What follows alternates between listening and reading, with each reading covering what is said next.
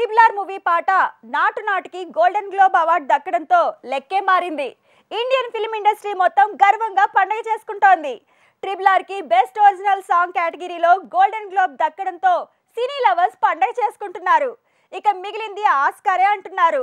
అది కూడా దక్కడం 90% కన్ఫర్మ్ అయినట్టే అంటున్నారు. ట్రిపుల్ ఆర్ మూవీ సాంగ్ నాటు నాటికి గోల్డెన్ గ్లోబ్ అవార్డు రావడంతో హిస్టరీ క్రియేట్ అయింది. మొత్తం దేశమంతా సెలబ్రేట్ చేసుకుంటోంది. బెస్ట్ ఫారెన్ ఫిల్మ్ కేటగిరీలో అవార్డు మిస్ అయిన ఒరిజినల్ సాంగ్ విషయంలో అవార్డు దక్కడంతో చిరు నుంచి చెర్రీ వరకు, సుకుమార్ నుంచి షారూక్ ఖాన్ వరకు అంతా కీరవాణిని అలానే ట్రిపుల్ ఆర్ టీమ్ ని పొగడ్తలతో ముంచేస్తున్నారు. ట్రిపుల్ ఆర్ కి గోల్డెన్ గ్లోబ్ రావడంతో ఇక మిగిలింది ఆస్కారే అంటున్నారు. 12 నుంచి 17 వరకు జరిగే ఓటింగ్తో ఆస్కార్ నామినేషన్స్ తేలనున్నాయి. జనవరి 24న ఆస్కార్ నామినేషన్స్ రాబోతున్నాయి. అయితే గతంలో మ్యూజిక్ డైరెక్టర్గా 2 ఆస్కార్లు అందుకున్న రెహమాన్లాని కీరవాణికి కూడా హిస్టరీ క్రియేట్ అవుతుందంటున్నారు. ట్రిపుల్ ఆర్ కి కూడా ఆస్కార్ దక్కుతుందా?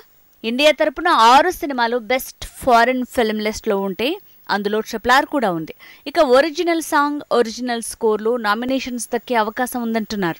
జనవరి 24న నామినేషన్లు అనౌన్స్ కాబోతున్నాయి. మార్చి 12న ట్రిపుల్ ఆర్ కి ఎన్ని ఆస్కార్లు వస్తాయో తేలబోతోంది. అయితే ఆ లెక్క మాత్రం ఈ నెల 24నే నామినేషన్స్ ని బట్టి తెలుస్తుంది. చంద్రబోస్ లిరిక్స్ కి ప్రేమ్ దీక్షిత్ కొరియోగ్రఫీ, ఇక చెర్రీ తారక్ స్టెప్పులు అన్నీ కలిపి కీరవాణి ట్యూన్ కి వైన్ కిక్కిచ్చాయి. పాట తూటాలా పేలింది కాబట్టి గోల్డెన్ గ్లోబే కాదు ఆస్కార్ కి కూడా ఆస్కారం ఉందని తేలుతోంది. జనవరి 24న అనౌన్స్ అయ్యే నామినేషన్స్ లో best film, best original score, best original song లో ఈ సినిమాకి నామినేషన్లు దక్కేందుకు 90% ఆస్కారం ఉందని హాలీవుడ్ మ్యాగజైన్లు కోడైకొస్తున్నాయి.